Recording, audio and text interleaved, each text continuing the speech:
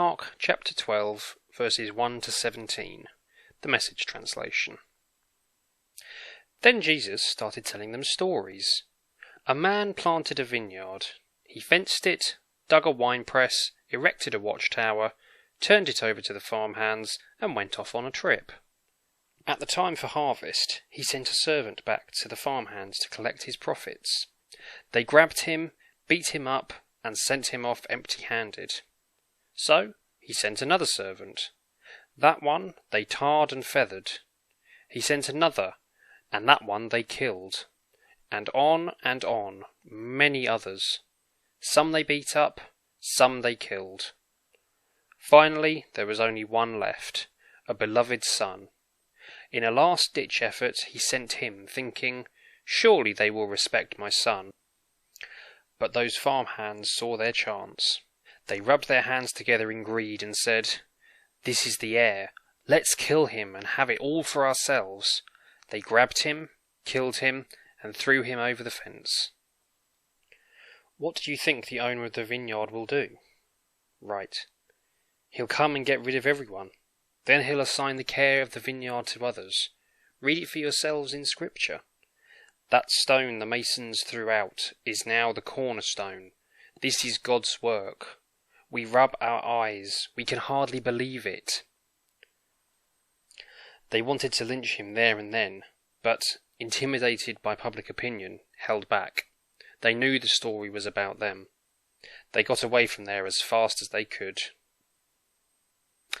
They sent some Pharisees and followers of Herod to bait him, hoping to catch him saying something incriminating.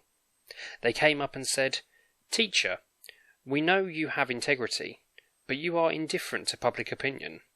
Don't pander to your students and teach the way of God accurately.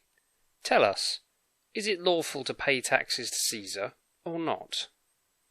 He knew it was a trick question, and said, "Why are you playing these games with me? Bring me a coin and let me look at it." They handed him one.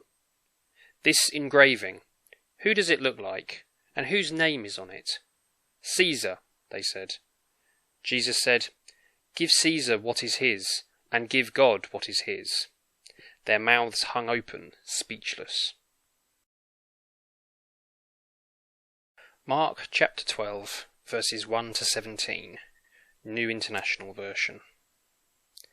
Jesus then began to speak to them in parables. A man planted a vineyard. He put a wall around it, dug a pit for the winepress, and built a watchtower. Then he rented the vineyard to some farmers and moved to another place. At harvest time, he sent a servant to the tenants to collect from them some of the fruit of the vineyard. But they seized him, beat him, and sent him away empty-handed. Then he sent another servant to them. They struck this man on the head and treated him shamefully. He sent still another, and that one they killed. He sent many others. Some of them they beat, and others they killed. He had one left to send, a son whom he loved. He sent him last of all, saying, "They will respect my son." But the tenants said to one another, "This is the heir.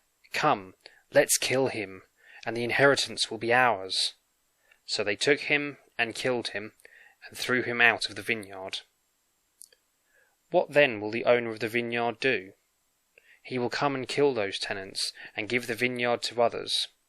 Haven't you read this passage of Scripture? The stone the builders rejected has become the cornerstone. The Lord has done this, and it is marvellous in our eyes. Then the chief priests, the teachers of the law, and the elders looked for a way to arrest him, because they knew he had spoken the parable against them. But they were afraid of the crowd, so they left him and went away. Later, they sent some of the Pharisees and Herodians to Jesus to catch him in his words. They came to him and said, "Teacher, we know that you are a man of integrity. You aren't swayed by others, because you pay no attention to who they are, but you teach the way of God in accordance with the truth. Is it right to pay the imperial tax to Caesar or not? Should we pay or shouldn't we?" But Jesus knew their hypocrisy. "Why are you trying to trap me?" he he asked. "Bring me a denarius, and let me look at it." They brought the coin, and he asked them, "Whose image is this, and whose inscription?" "Caesar's," they replied. Then Jesus said to them, "Give back to Caesar what is Caesar's, and to God what is God's." And they were amazed at him.